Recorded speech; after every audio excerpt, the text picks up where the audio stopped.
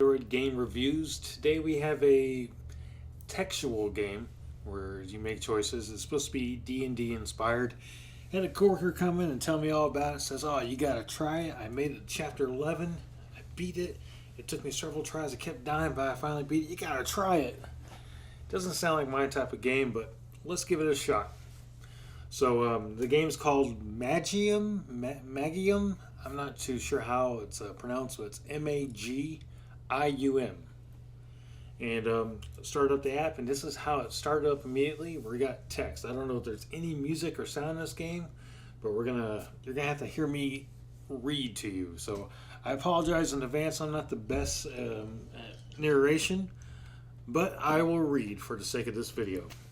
So they say there's a very fine line between bravery and stupidity. As I stand here in the middle of this forest, gazing at all of the explosions far in the distance, I realize I may well have crossed that line to a point of no return. My name is Barry. I'm 28 years old, and I could be quite accurately described as your everyday, ordinary guy. I have no talents, no particular skills, and no academic background. The only thing that defines me is my lifelong obsession to become a mage. It is what I've wished for ever since I was 5 years old. It has been my driving passion throughout my life as I constantly amassed knowledge about mages and traveled the world in my hopes of finding a way to make my dream come true. After endless years of searching through dusty tombs and weathered parchments, I finally found a way to do it. The catch I need to first win a tournament against the most powerful mages in the world. Sound crazy? That's probably because it is, but it's far too late to go back now. The only way that's left for me is forward. As I stand here knowing that it's no longer possible to return to my normal life, I can't help to feel quite... So, I understand this game is going to be all about choices.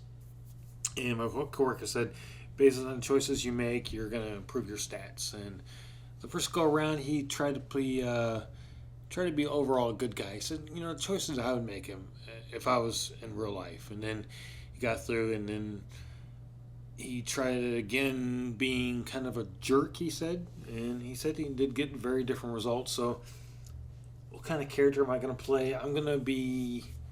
I don't know if I get a lot of choices. I'm a scaredy cat. I want to be a wizard. I'm a scaredy cat. Not willing to take a risk if I can help it. I'm also very greedy, so if there's a chance to steal something, take money, I'll probably do that as well. So that's how I'm going to play. I'm going to be like a scaredy cat, greedy, dishonest person. Very selfish. Alright, so I guess right now I'm about to battle all the mages. I'm afraid.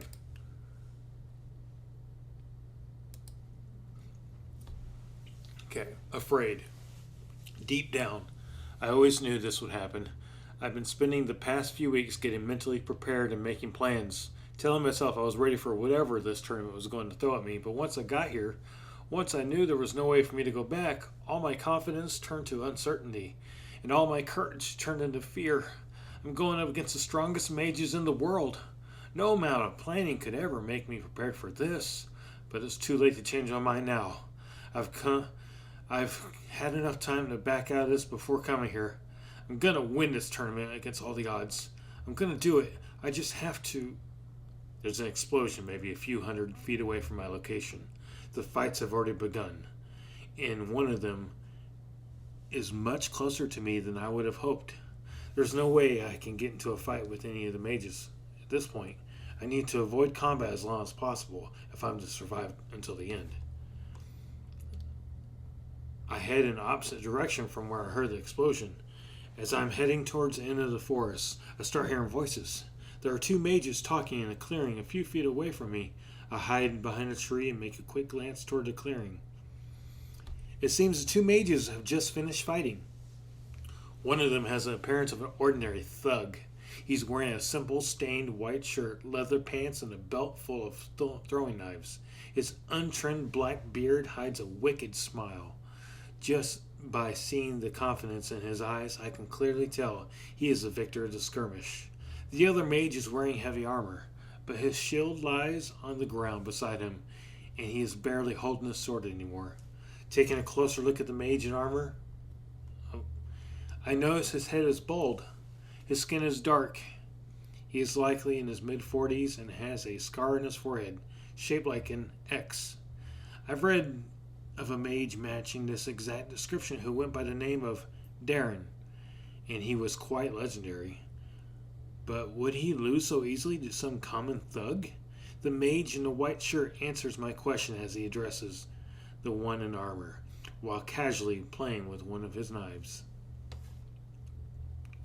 The legendary mage Darren, the savior of the Eastern continent, the healer in armor. They say you traveled the world, saving countless villages from destruction. That you once fought 10 rock golems all by yourself, only to defend a small child. I guess this goes to show you, I should never really trust legends, eh? I always knew all of these tales about mages as strong as giants or just codswallop? I don't know. Hell, if all those legendary mages that joined this tournament are as weak as you, I'm gonna win this by sundown. He starts laughing, but stops suddenly. Wait, who's there? He says as he turns towards me. I quickly pull my head back behind the tree and press my back against it, trying to breathe as silently as possible. I know you're there, coward. Show yourself, or I'll have one of my knives find you. Okay, so once again, I'm a coward, so I'm going to keep hiding and be quiet. So I'm going to stay silent. I keep my breathing as silent as possible, and I don't say anything. He must be bluffing. He never got a chance to see me. He'll give up once he sees there's no answer. Have it your way then, the thug says, as I hear him throw a dagger towards me.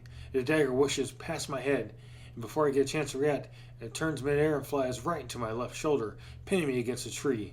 I let out a muffled groan of pain as I reach to pull the knife out. You're not going to get that knife out so easily. My knives have a life of their own, and they only listen to me. Now that I know where you are, I'm going to... He pauses. So you're a Stillwater, eh? Trying to get me to lower my guard by acting like an idiot? Trying to lure me into a false sense of security? Is that your plan? Well, it ain't going to work on me, because I'm too smart for that, you hear me? His sudden change in attitude towards me is not completely unexpected. The existence of Stillwaters is one of the main reasons I dare to dream that I might have a chance to win this tournament. Stillwaters are a very rare breed of mages that are known to be incredibly powerful. One of them is said to have destroyed an entire city in an instant some 20 years ago with only a flick of his fingers. The city of Ulmnar was said to have one of the greatest cities on the continent, but was wiped off the map just like that, in a single second. Such is the power of these Stillwaters. But what is even more interesting about these Stillwaters is you can't differentiate them from normal humans. Normally, you can sense the magic flowing from every being. You don't need to be a mage to do it, but by sensing the magical aura, you can just tell how strong mages are before engaging them in a fight. Stillwaters, however, have the same aura as normal humans. And if you were to run into someone that seemed to have almost no magic in the middle of what is essentially the greatest mage tournament in all history, what would you be more inclined to believe? That an average human is somehow suicidal enough to join a tournament only to get massacred? Or are you facing one of the strongest and rarest kind of mages that exists in the world? You don't scare me, Stillwater. I'm going to fill you with holes and you'll end up begging me for mercy. I bet your legends are no more true than they were for this sad excuse of a mage standing next to me. Alright, so once again I'm a coward, now I'm stabbed. So I need to do something. I'm going to imply I'm the one who destroyed the city of Ulmnar. That's funny, I tell him. That's almost the same thing the people of Ulmnar told me before I burned the city to the ground. After I say that, there's a long pause in which none of us says anything. You're bluffing, the mage says. Well, I guess there's only one way to find out then, I tell him, as if I'm a heart pounding in my chest. A few seconds of silence that followed felt like the longest seconds of my life. After a long pause, the mage says finally, You're in luck, Stillwater. I'm feeling merciful today. I'm gonna let you out of here. Let you out of your hair just as soon as I finish this guy here. You do that and you'll regret it, I say without thinking. My last sentence seems to have taken him back. What? Are you kidding me? You gonna defend this lowlife? If I have to. Do I have to? Alright, no choices there. Now, a little side note here. This is chapter 1. Like I said, my friend said this was 11 chapters for the first book. I can't imagine there's going to be too many times that you can actually die on the first chapter, because they probably want you to get involved in it and start really liking it. But he says you can die in this thing and you can restart at the beginning of the chapter. So if you die in chapter 5, you don't restart in chapter 1 unless you probably want to. But anyways, the mage once again falls silent. He doesn't seem to want to push his luck any further. After a while, I hear him put his daggers back into his belt and then spit on the ground. I remember this, Stillwater. Don't think I won't. You rue the day you ever mess with Cutthroat Dave. And the same goes for you, healer in armor. I'll be seeing the both of you again soon. After he finishes his speech, he turns away in disgust as he heads into the woods on the opposite side of a clearing. The dagger from my shoulder pulls itself out on its own and hurries to catch up with its master. Once I can no longer see the mage, I let out a big sigh. That was close. That was really close. I can still feel my heart beating rapidly in my chest. You do that and you'll regret it? What was I even thinking? Was I trying to get myself killed? This is life and death tournament, Barry. This is not the time for you to start playing hero. As I try to calm myself down, the mage in armor sheaths his sword. He picks up his shield from the ground and starts walking towards me. You had no obligation to save me, he says, but you did anyway, at the risk of your own life. I cannot let such selflessness go unrewarded. I, Darren, vow this day that I will offer you my protection from this moment and until the end of this tournament. Tell me, brave soul, what is your name? The speech took me by surprise. It's Barry. My name's Barry. Wait, your name's Barry? He tries to contain his laughter, but fails miserably. He was trying to sound solemn and dignified just a few seconds ago, but it seems like it didn't really take him long enough to drop his act.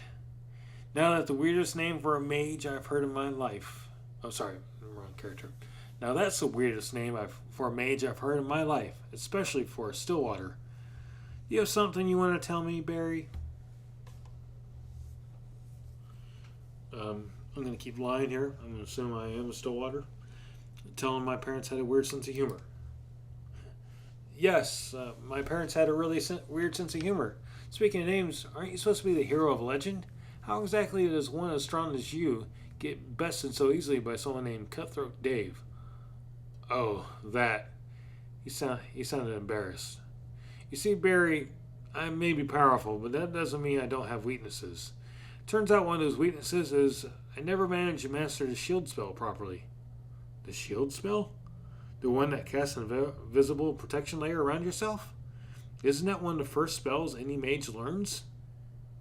It is, but it's not like I can't cast it all. I can defend from magic just fine. It's just normal weapons I have a problem with. And that's why I wear armor. That's why I use a sword and shield. I first started using them because I couldn't use a shield spell properly, but soon I started tailoring my magic around them. In my very fighting style, I found a master who would teach me how to fight with weapons, and I used my magic to enchant them. Then after every fight, I would just use my white magic to heal my wounds, like so. He demonstrates by raising his hand in the air, making a white light appear all around him. As the light shines, his wounds start closing. The blood fades away. He then uses the same magic to heal the shoulder wound I got from Cutthroat Dave's knife. The Cutthroat's knives had a life all their own. There were so many of them attacking me simultaneously. If I had a proper shield spell to defend against them, defeating them would have been child's play. But defending against all those knives with a shield and sword alone would have been impossible regardless of my combat skill. All the armors have their weaknesses. All he had to do was go for my armor's joints repeatedly until he wore me out. Why are you telling me this? Shouldn't you be at least a bit worried about revealing your greatest weakness to someone you just met? Hey, you just saved my life. You can't be that bad, right? Pardon me for interrupting, but I hear a woman's voice behind the trees. But would you, by any chance, be Darren? Oh, wait, is this me talking? By any chance, will you be Darren, the legendary savior of the Eastern Continent? So I think it's the woman talking. He's like, pardon me for interrupting. I hear a woman's voice behind the trees. But would you, by chance, be Darren, the legendary savior of the Eastern Continent? Alright, so that's in chapter 1. See, I was hoping give me a chance for me to kill him and take his stuff or something, but it didn't give me that. So this is chapter 2. So this is probably the first chance for me dying is probably starting chapter 2 or chapter 3. So both Darren and I turn around at the same time. We see a slim, tall figure standing behind us with long black hair, fair skin, and a very serious look on her face. She's been wearing leather pants, a long-sleeved white blouse, and a green hooded cloak. She appears to be somewhere in her early 20s. But that's not all there is to this woman. I can tell sense a strong magical aura all around her, an aura that couldn't possibly be coming from a regular human. Could she be a banshee? My heart starts beating rapidly again. I don't know, is he scared or has he got the hots for? I don't know. That night from 15 years ago is coming back to me. I can see it vividly. I can still hear the laughter, that sinister, high-pitched laughter. Will it never stop haunting me? I breathe in deeply. I try to calm down. This woman can't be a banshee. The feeling I'm getting now is too different from the one I got back then. Does that mean she's a mage? No, that would be impossible, and yet... Barry, whispers Darren, don't be afraid. I know white magic. I can purify her. I realize Darren must have also sensed the magic coming from the woman and conclude that she is possessed by a banshee. Banshees are parasitic spirits that need to inhabit bodies in order to survive. They usually spend weeks inside the body in a dormant state before taking over. During this phase, a host may develop magical powers. Once a banshee is in full control of the body, they say she is awakened. And the only way you can save the original host once she's been possessed by a banshee is uses white magic to purify her before the banshee has fully awakened. Which basically means killing the banshee without harming the host. However, the purification technique operates on the assumption that a woman cannot have magical powers of her own. They call it purification, but all it technically does, in fact, is completely eradicate the aura, giving off a strong magical vibe, with the purpose of also eliminating the banshee along with it. On the other hand, if the aura does not in fact belong to the banshee but the woman herself, the purification would be nothing short of a death sentence. No, wait, listen to me, I blurt out. This woman isn't a banshee. So what, you're suggesting she's a mage then? Barry, women can't be mages. Oh, that sounds sexist. There hasn't been a single recorded case of a woman mage in all of our world's history. Every time a woman develops magical powers, it's because she's a banshee. Every single time. Oh, sounds pretty convincing to me. Don't you think I know that? But this was different. If you try to purify her, you may end up killing her. How can you be so sure? Because I met a banshee before? Up close. Have you ever met a banshee before, Darren? Yeah, I think this character's pretty stupid. No, he admits. You just said you trusted me enough to tell me your greatest weakness. I'm asking you to trust me on this one too. Can you trust me on this, Darren? Darren gives me one long look, and then he sighs deeply. Alright, we'll do it your way. But I'm keeping an eye on her, I swear, Barry. If it turns out you're only saying this because of her looks, then I'm going to... Would you guys mind telling me what you've been whispering about for the past minute? The woman asked us. Alright, so she's, I guess, looking pretty hot. My guy thinks she's not a banshee because he's met a banshee. Alright, so what are we whispering about? Her looks, deciding which one was to make a pass at her, finishing our discussion from earlier, discussion whether she's a banshee or not.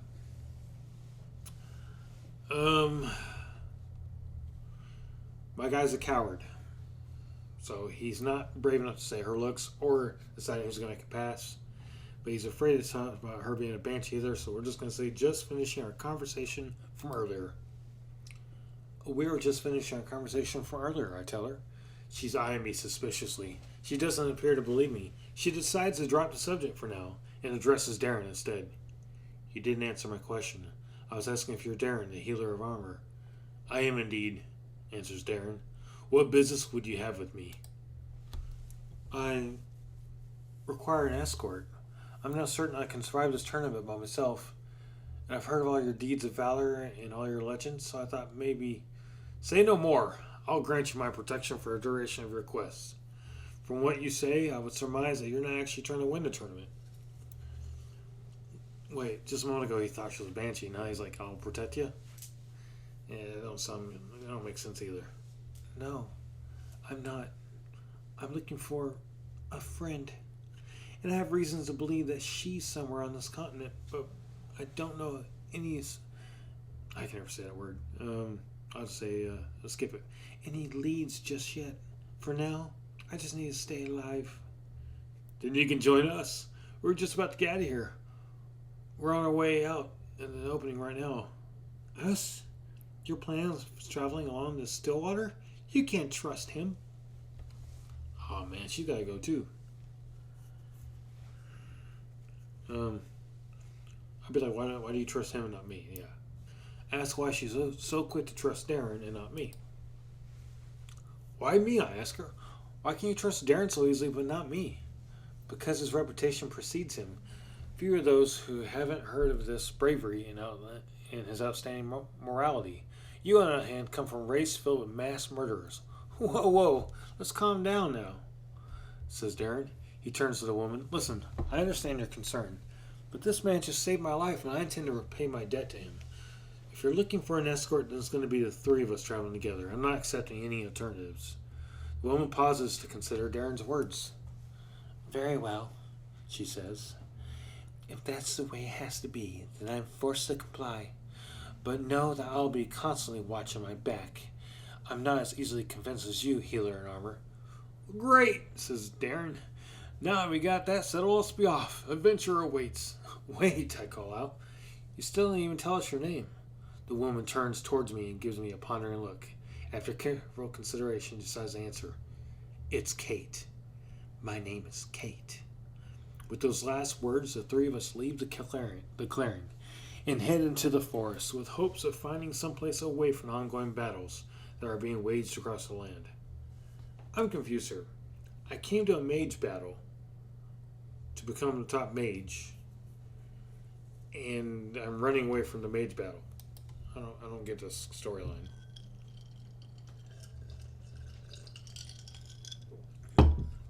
As we march through the forest, I hear a few loud beeps coming from my right pocket. Barry? What's that sound? Darren asked. I know that sound. Don't tell me you brought a fortune teller's trinket with you all the way here. Are you planning on telling us your fortune, Barry? A fortune teller's trinket. That's what most people call these devices nowadays, but very few people know what they really do or how they actually work. My research had led me to believe that these devices harness the energy from all the magic around them, and the more energy they harness, the more effective they become. Since mages are usually spread far apart from one another, they don't really have a reason to cast powerful spells, one after another. So the effects of these devices are almost non-existent. Anyways, but imagine the amount of energy you could gather in a place filled with the most powerful mages in the world who are constantly fighting each other. I pull the device out of my pocket. It looks much like a toy with a few buttons and a screen. So he has a cell phone. As I press the buttons, different letters magically appear on the screen, forming words and showing me numbers. The device calls these my stats. My stats mostly consist of various physical attributes such as strength, speed, reflexes, toughness, observation, and hearing, but most of the others like combat technique and ancient languages and premonition. When the device harnesses enough energy, it announces me by beeping, and then it allows me to invest a limited number of points in my stats. At the very moment, all my stats are 0, which means... Now wait a moment. How does he know that works if all of his stats are 0? He has nothing to base it on. Ugh. Anyways, at the moment, all my stats are 0, which means that my device energy is completely depleted when I bought it. I guess I'll have to start leveling from scratch. Yeah, so I guess he just got told this is what it's supposed to do. But yeah, if he's all zeros, he has no idea that this should give him stats, I would think. But someone told him. He heard from the grapevine. He bought it from a witch's trinket or whatever. Anyways, investing my points in stats is supposed to actually enhance my real attributes, as long as I keep the device close enough to me that it comes in contact with my magical aura. As I spend time here, I'm expecting to hear these beeps more and more often. I'll have to think twice about the way I spend my points though, since I have no way of knowing when I'll get my next batch of points, and I have no way of changing my mind after I invest them. The maximum values that appear now for each stat are likely to increase as time passes. So this is where it's teaching me. Choose your stats wisely, you don't get to redo them. This device is mostly used by fortune tellers because of premonition stat.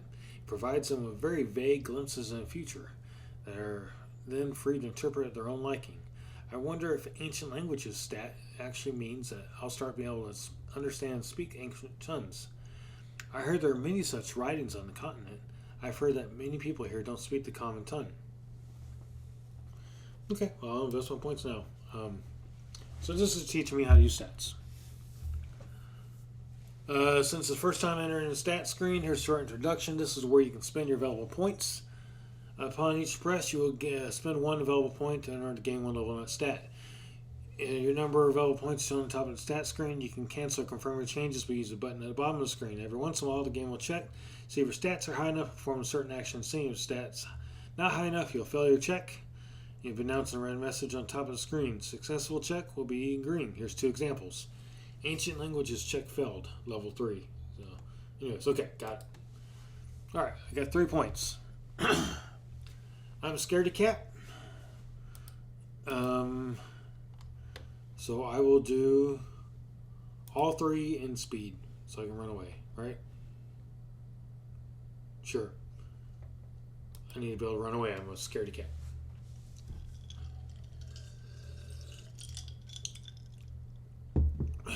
Alright, now I can continue here. Yep. Barry, don't you think there's more important things to do right now than playing with that toy? Darren asked me. This isn't a toy, I answer him as I put the device back in my pocket. I think we should pay more attention to where you're going instead of lecturing me, because I can see we just ran out of forest. Quiet, you two. We got company, Kate says. She's right. Looking all around us, I see there are fallen trees everywhere in this area. There's quite a few dead bodies laying around. It seems like there's been a battle here, or maybe several. The victors were in the middle of looting some of the bodies when they noticed us. There's 3 of them in total. One of them is considerably well-built mage. He has a very long black beard covering his face. He seems to be in his mid-40s. He's wearing heavy armor or holding a large battle axe. The other 2 are a bit skinnier and younger, and they're wearing chainmail vests instead, but they're holding no weapons. The bearded mage with the battle axe shouts to Darren, "Quite the team you assembled here, healer in armor. A healer, a banshee, and an ordinary human. It's like you're dying to lose this tournament." Kate was visibly affected by the banshee comment. Her eyes twitched and her look went subconsciously towards the ground. "Mind your tongue, fool," I replied to him. "Who you calling an ordinary human? Have you not heard of still waters?" "Ha! Still waters are a legend and nothing more. I don't know what you're trying to achieve by joining this tournament, boy. But it won't matter. It soon won't matter anymore." "Why?" Darren asked the bearded mage. Why have you done this?" He gestures toward the lifeless bodies laying all around us. "Nobody told us we should start killing each other," Darren continues. "They told us there's no rules until we give us our first objectives. We don't even know if there's going to be combat involved. Why'd you have to kill all these people?" "Because there's no rules," answers the mage with the battle axe. "No rules means we can do whatever we want. And what we want is to eliminate as much of the competition as possible before the main event starts." He grins. My sons and I were a little worried at first. We were afraid we might not be ready for the big leagues. But here we are, the bearded mage exclaims as he raises his hands and takes a victorious stance. But enough talk. We all know what's coming. His grin widens and he looks straight at me. First rule of combat, he says, the bearded mage. Suddenly, one of the two younger mages are standing next to the mage with a battle axe. Suddenly, one of the two younger mages that were standing next to the mage with the battle axe vanishes and appears right behind me with his dagger in hand. Always kill the weakest enemies first, the bearded mage continues. Alright, so everything's going to fail. I didn't have any premonition, didn't have any reflex, I'm not tough. So I failed all 3 checks. The young mage slashes his dagger towards my neck. The slash is too fast for me to dodge, and when it hits my neck, he slits my throat wide open. I desperately try to stop the flow of blood covering the wound with my hands, but it's too late. Barry! I hear Darren scream as he rushes towards me. The last thing I would see is Darren trying in vain to heal my wound as the consciousness slowly fades away. Okay, so this is my first death. And you can see if I put 1 point in reflex or premonition, I could pass this, or 3 points in toughness. So I'll go 1 point in reflex, or no, premonition. Alright, so let's go back here and I'll say this time her looks. And didn't really make much of a choice. Anyways. Yeah, I don't think there's any of these have really real bearing. Okay, whatever. Alright, I'm going to invest my points now. Speed, premonition, and reflexes. 1 in each. Which may not pass that one thing, but I'm trying to be fast and have good reflexes and be able to see what's coming. Because I'm a scaredy cat. Okay, so now continue. And continue. Let's get to the point where I died.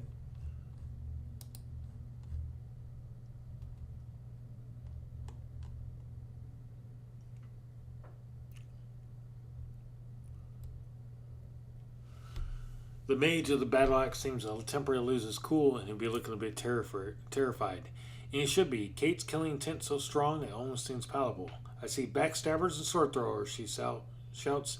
And you call yourself mages? Come, I'll show you real magic. As she talks, the air around us seems to get colder. This is what it feels like to be in a tournament alongside the most powerful mages in the world. The bearded mage seems to have snapped out of it.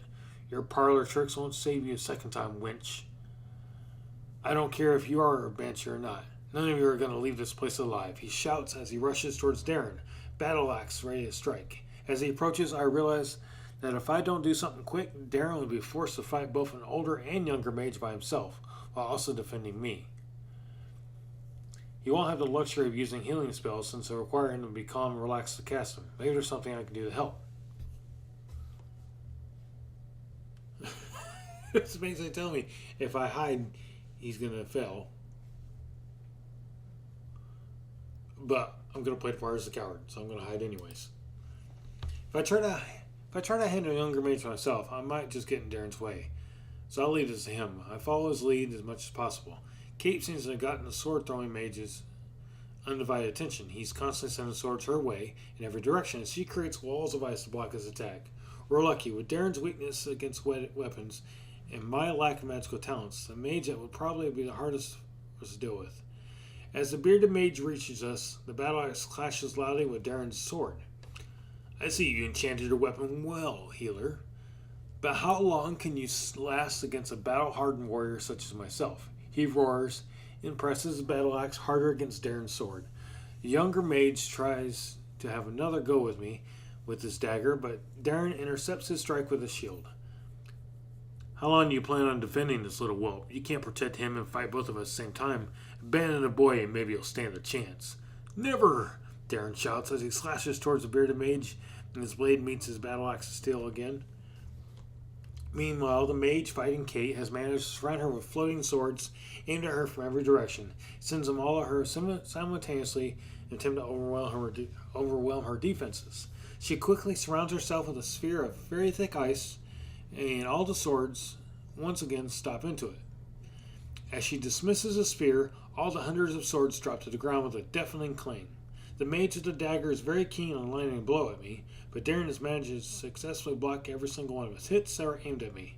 But he got hurt in the process more than once. Even with full body armor equipped, I can tell he won't last much longer. Something needs to be done. So, I'm going to ask Kate for help because I'm still a coward. She seems to be pretty powerful.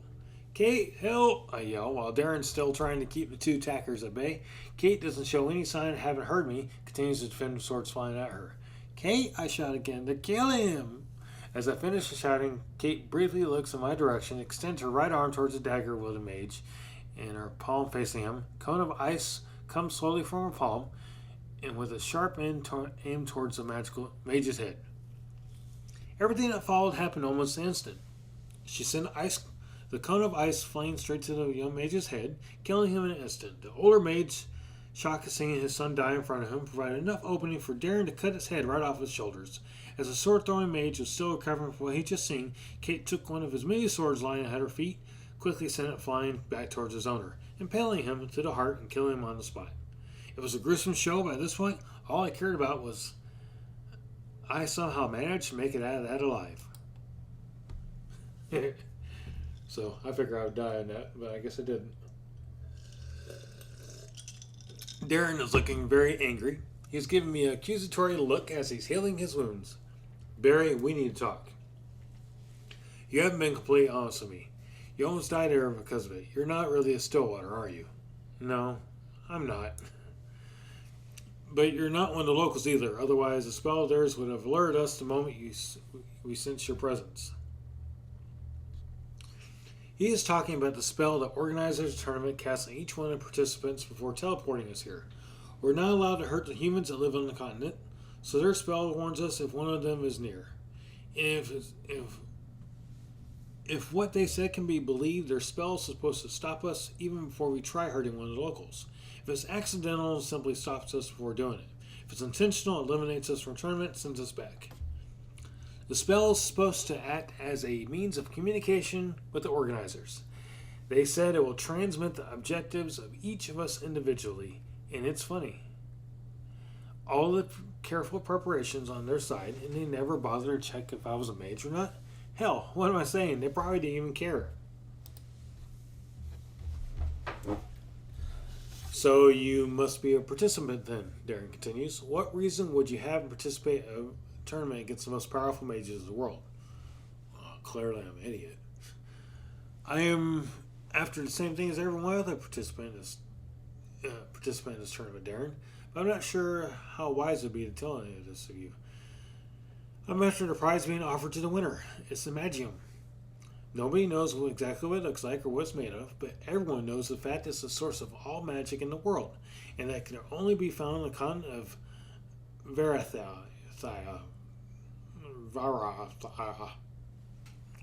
We got Kate and Barry and Darren, and then we got Varathia. All mages seek it. They crave it. They are certain that if they have access to it, they can increase their powers 100-fold and become living legends. And although it's common misconception that the Magium is only useful for learned mages, my studies has led me to believe that the Magium is so extraordinary it can even turn a normal human into a mage. I've searched very long for a way to get into the V place. Only way one can travel there is the continent is by receiving a direct invitation. Very few of those are sent yearly, and the people being teleported there are usually held underneath direct supervision for a duration of their stay, and return with no information regarding the coordinates of the place. But when all hope seemed lost, an announcement came, a worldwide announcement by the Keens of the V place that said they were organizing a tournament where every single mage in the world was invited. The winner would be granted the access to the Magium. I knew then it was my chance. There would never be another chance like this. Why'd you join this tournament, Barry? Did you not just hear me? I'm looking for a cure for my sick sister, right? I mean, I thought I just kind of laid out. I want to be a mage. I'll tell my force into it. Maybe he'll want to protect me as the great protector he is.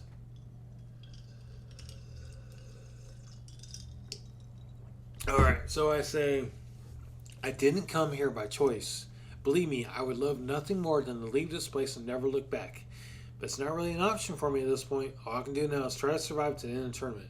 Darren pauses to reflect on my words. Hold on, Barry. I think there is another way. There is? Yeah. Remember the rules? They said they would eliminate us from the tournament and teleport us back if they detected any intent to harm the locals. You can use that, Barry. You just need to find one of the humans living on the continent, try to punch you in the face, and you'll be set free. I never thought of it this way. Don't worry. I'll be sure to keep you safe until we reach one of those cities. If I might interrupt, Kate says, I think we should get out of here as soon as possible. For anyone to see us standing in the midst of all these dead bodies and figures we kill all the people. Darren glanced back at her. I don't understand you, woman. With the way you're fighting back there, why would you ever ask for an escort? Everyone has their weakness, healer. Judging by how much you've been struggling this fight, I would assume that, ironically, you are the weakest against any other weapon enchanters such as yourself. But just because I handle those thugs with ease doesn't mean I won't have any problems against other foes. No one can survive this tournament alone. Yes, I suppose you're right. Darren pauses. Very well, let's keep going. And as he says, as he heads towards the trees. I start to follow him, but Kate stops me in my tracks. She has a very serious look on her eyes again. Stillwater, she says in a low voice. Oh, sorry. Stillwater, she says in a low voice. In order to avoid being hurt by Darren, I saw you fighting back there. You may have managed to convince Darren and the bearded fool behind that you're an ordinary human, but I'm not so easily deceived. I don't know what your game is, but I'm going to keep my eye on you. I'm not, I start to say, but Kate cuts me off and grabs me by the shirt. You owe me, Stillwater. I saved your life during that battle, and you owe me. And I intend to collect debt sooner rather than later. Are we clear? I thought she'd save Darren, not me. Don't worry, I always pay my debts. Don't worry, I always pay my debts. Her look in her eyes has lost a bit of its hostility. Seems to be willing to take my word for it for the time being. Very well, then, she says as she releases my shirt. Let's be off. We need to catch up with Darren. When am I going to be able to backstab people? Alright, don't know how to talk in this ancient language, so I failed to check. As we approach the forest, I see a female deer and her fawn appearing from behind the trees. They make some noise when they see us, and they hurry back to the woods. We decide to follow the path that leads to the mountains in hopes of finding a cave to provide us with some shelter for the night. Alright, so there was something there if I knew ancient language. So, my impression of this game, it does seem very linear. I mean, it obviously branches off here and there. So it's not exciting to me. If you do like the storytelling, this is probably a great game for you. Storytelling game. I mean, it is just a story, and with a few selections here and there that change how the story's going to go. I imagine 11 chapters in, there's probably some very clear branches. For me, it's just not my style. I like a game that's a little more, I don't know, interactive. Or if it's an idle game, a little more option-based. But just reading and making a choice here and there, I don't know. I'm impatient. I probably want less reading. Because most of the time I'm going to play these games on my phone. And I probably want to play it while driving and all this words. I mean, it's probably only good for sitting on a toilet for me. So, for me, it's not my style game. There's nothing wrong with it. Let's see. Let's go look at some other stuff here. Stats. Okay. And main menu. New game, restart book, load checkpoint, cloud saves, achievements. Chapter 1. Alright, so there's 3 achievements here. Who you calling a coward? Off to a good start, and honesty is the best policy. Alright, so what my coworker also told me was when he beat chapter 11, he said you can pay for the next book. Or, if you want to be more cheap, you can go through and if you unlock all the achievements for the first book, we'll give you the second book for free. So, don't know how to do all these achievements, but looks like there's quite a few achievements to do.